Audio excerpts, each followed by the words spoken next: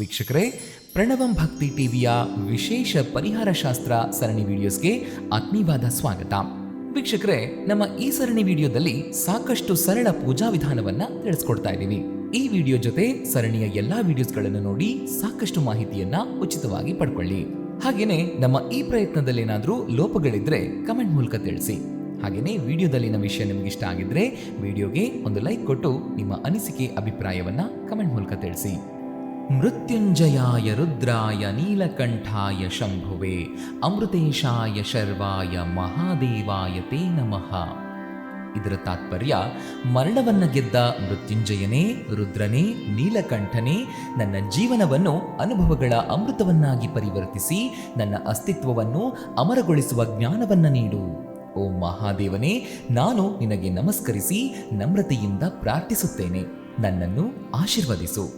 ನಮ್ಮ ಸನಾತನ ಧರ್ಮದಲ್ಲಿ ಸೋಮವಾರವನ್ನ ದೇವರುಗಳ ದೇವನಾದ ಮಹಾದೇವನಿಗೆ ಸಮರ್ಪಿಸಲಾಗಿದೆ ಮತ್ತು ಈ ದಿನ ಪರಶಿವನನ್ನು ನೀರಿನಿಂದ ಪೂಜಿಸಲಾಗುತ್ತೆ. ಅಂದ್ರೆ ಜಲಾಭಿಷೇಕದ ಮೂಲಕ ಶಿವಪೂಜೆಯನ್ನ ಮಾಡಲಾಗುತ್ತೆ.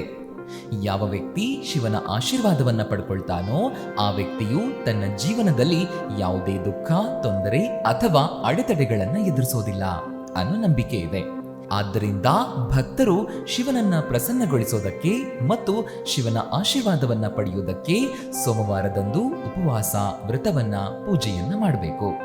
ಧಾರ್ಮಿಕ ಗ್ರಂಥಗಳ ಪ್ರಕಾರ ಸೋಮವಾರದ ಉಪವಾಸವು ಬಹಳ ಫಲಪ್ರದವೆಂದು ಪರಿಗಣಿಸಲಾಗಿದೆ ಮತ್ತು ಈ ದಿನ ಉಪವಾಸ ಮಾಡಿ ಶಿವನನ್ನ ಪೂಜಿಸೋದ್ರಿಂದ ಜೀವನದಲ್ಲಿ ಸಂತೋಷ, ಸಮೃದ್ಧಿ, ಅದೃಷ್ಟ ಮತ್ತು ಸಂಪತ್ತಿನ ಪ್ರಯೋಜನಗಳನ್ನು ಪಡೆಯಬಹುದು.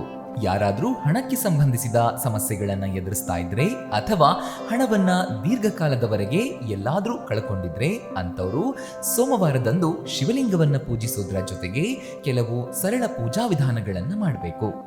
ಸೋಮವಾರದಂದು ನಾವು ಈ ಕೆಲವು ಸರಳ ಪೂಜಾ ವಿಧಾನಗಳನ್ನು ಮಾಡೋದ್ರಿಂದ ನಾವು ಹಣದ ಪ್ರಯೋಜನಗಳನ್ನು ಪಡ್ಕೊಳ್ಬಹುದು ಮತ್ತು ಜೀವನವು ಸುಖವಾಗಿರುತ್ತೆ ಅಂತ ಹೇಳಲಾಗಿದೆ. ಹಾಗಾದ್ರೆ ಸೋಮವಾರದ ದಿನದಂದು ಯಾವ ಕೆಲಸವನ್ನ ಮಾಡಬೇಕು? ಬನ್ನಿ ವಿವರವಾಗಿ ತಿಳ್ಕೊಳ್ಳೋಣ. ಸೋಮವಾರದಂದು ಶಿವಚಾಲಿಸ ಪಠಿಸಿ. ಧರ್ಮಶಾಸ್ತ್ರದ ಪ್ರಕಾರ ಸೋಮವಾರದ ದಿನದಂದು ಶಿವನನ್ನ ವಿಧಿವಿಧಾನಗಳಂತೆ ಪೂಜಿಸಿ ಆತನಿಗೆ ಪ್ರಿಯವಾದಂತಹ ಆಚರಣೆಗಳಲ್ಲಿ ತಮ್ಮನ್ನ ತೊಡಗಿಸ್ಕೊಳ್ಬೇಕು. ಶಿವನನ್ನ ಪೂಜಿಸುವ ಸಮಯದಲ್ಲಿ ಶಿವಚಾಲಿಸವನ್ನ ಪಠಿಸಬೇಕು. ಇದು ನಿಮಗೆ ಶಿವನನ್ನ ಪ್ರಸನ್ನಗೊಳಿಸುವುದಕ್ಕೆ ಸಹಾಯ ಮಾಡುತ್ತೆ ಮತ್ತು ಶಿವನು ತನ್ನ ಭಕ್ತರಿಗೆ ಸಮೃದ್ಧಿಯ ವರವನ್ನ ನೀಡ್ತಾನೆ. 41 ಸೋಮವಾರ ತುಪ್ಪದ ದೀಪವನ್ನ ಹಚ್ಚಿ. ಅನೇಕ ಬಾರಿ ಒಬ್ಬ ವ್ಯಕ್ತಿಯು ಕಷ್ಟಪಟ್ಟು ಕೆಲಸ ಮಾಡಿದ ನಂತರವೂ ಹಣಕ್ಕೆ ಸಂಬಂಧಿಸಿದ ಸಮಸ್ಯೆಗಳನ್ನು ಎದುರಿಸ್ತಾ ಇದ್ರೆ ಮತ್ತು ಕಷ್ಟಪಟ್ಟು ಹಣವನ್ನು ಕೂಡ ಉಳಿಸುವುದಕ್ಕೆ ಸಾಧ್ಯವಾಗ್ತಾ ಇಲ್ಲ ಅಂತಹ ಪರಿಸ್ಥಿತಿಯಲ್ಲಿ ಸೋಮವಾರ ಸಂಜೆ ಶಿವನ ದೇವಸ್ಥಾನಕ್ಕೆ ಹೋಗಿ ಅಲ್ಲಿರುವಂತಹ ಶಿವಲಿಂಗದ ಮುಂದೆ ತುಪ್ಪದ ದೀಪವನ್ನು ಹಚ್ಚಬೇಕು. ನಂತರ ನಿಮ್ಮ ಕೈಗಳನ್ನು ಜೋಡಿಸಿ ನಿಮ್ಮ ಸಮಸ್ಯೆಯನ್ನ ಪರಿಹಾರ ಮಾಡುವಂತೆ ಶಿವನನ್ನ ಬೇಡ್ಕೊಳ್ಳಿ.